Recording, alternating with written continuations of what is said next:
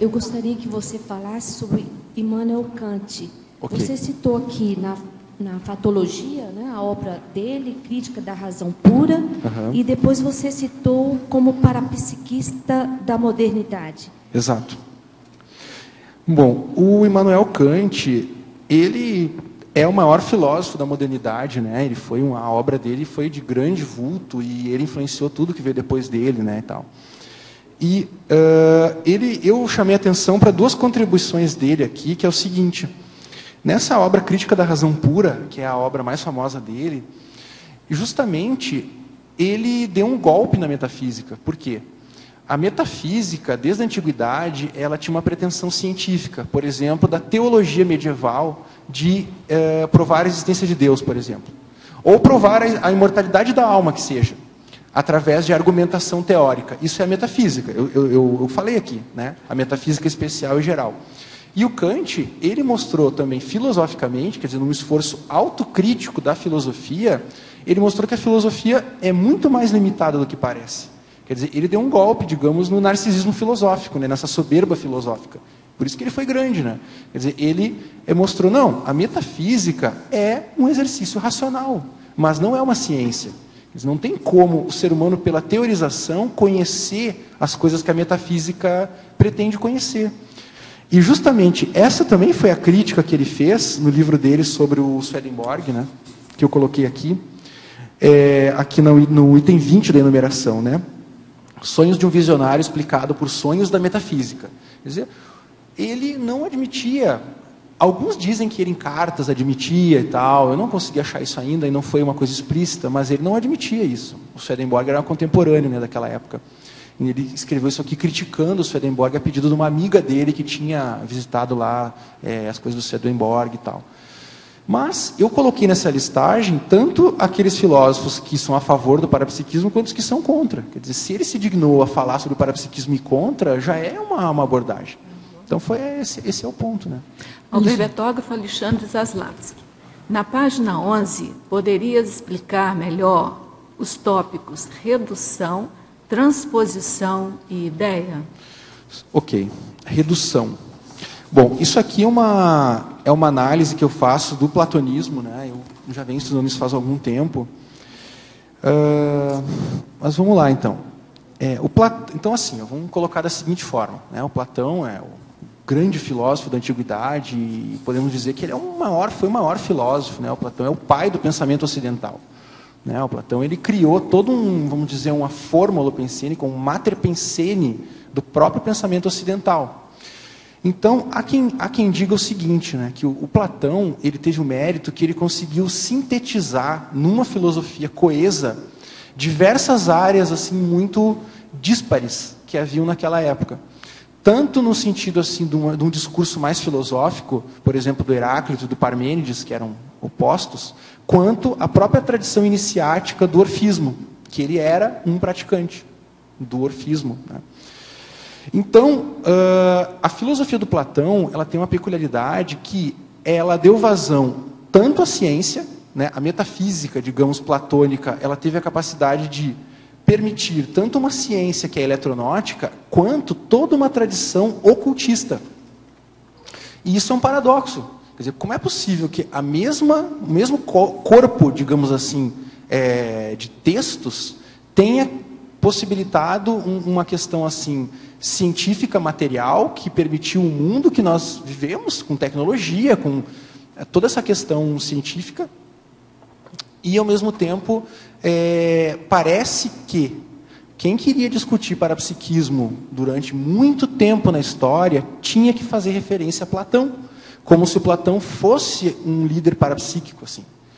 Mas isso dá muito o que pensar, né? Quer dizer, afinal de contas, o que é a obra platônica, né?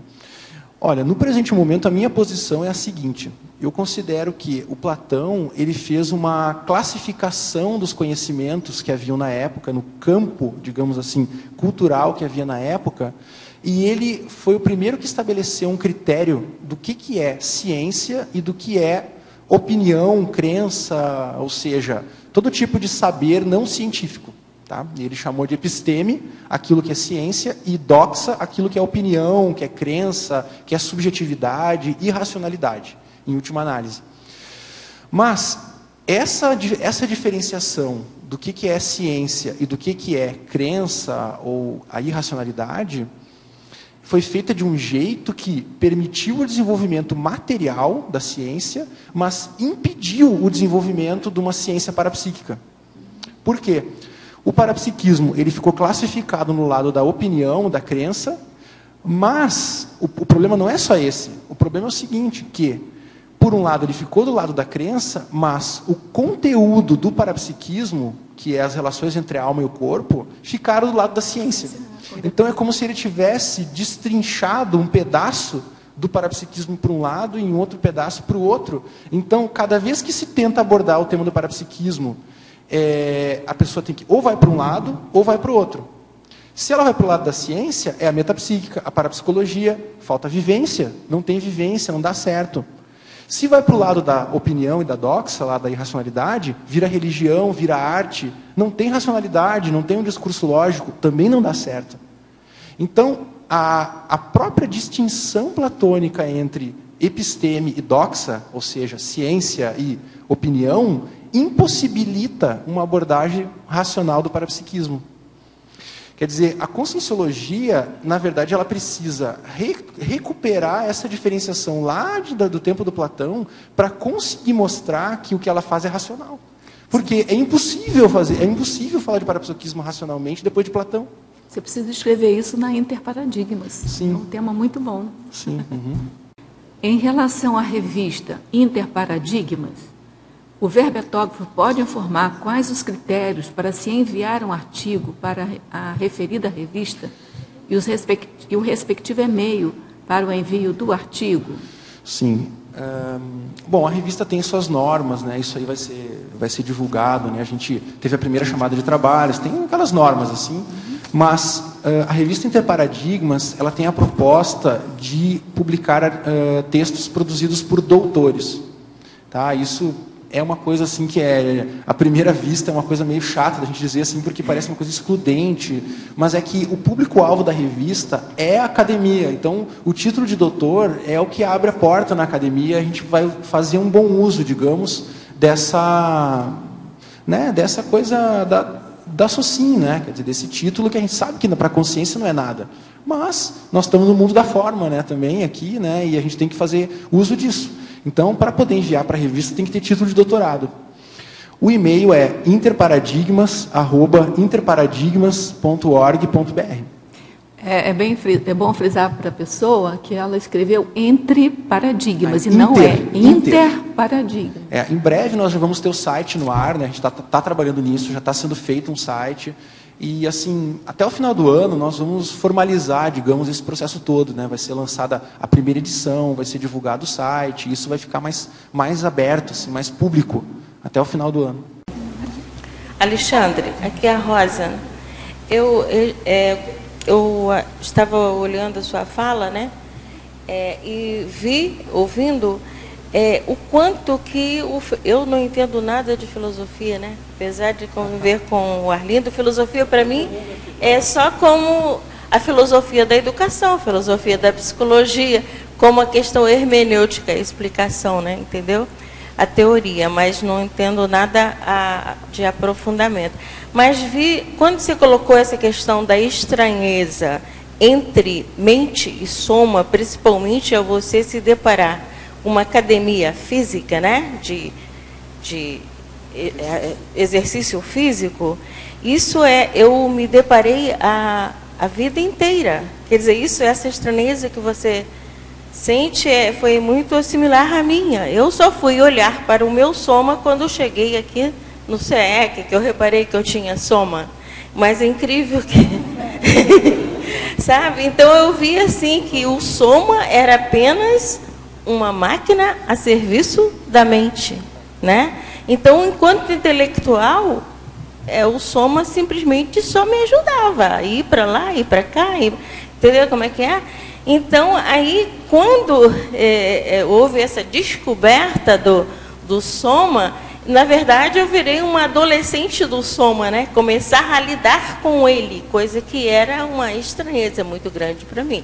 Então, essa questão da filosofia holossomática, onde você lida com os 4 corpos, 4 veículos, é muito importante nesse trabalho da mental somática, né?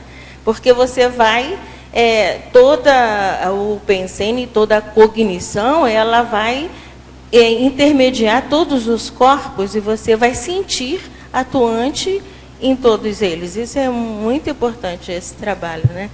Então, eu parabenizo você, até hoje você já chegou na academia, eu ainda não cheguei, prefiro caminhar. Não, é excelente colocação, eu acho que não poderia ser melhor, né? Assim, uma pessoa, você está colocando o processo mesmo, assim, da coisa dessa reciclagem do filósofo. Né? Perfeito. Eu considero, brinquei aqui com o Arlindo, falei que ele é um filósofo às avessas, porque ele é o assíduo da academia de todos os dias. Ele cultiva o som, o corpo, né? Mas ele é da tradição, você deve ser estoico, né? Da tradição estoica, italiano. Não, é um filósofo autoconsciente.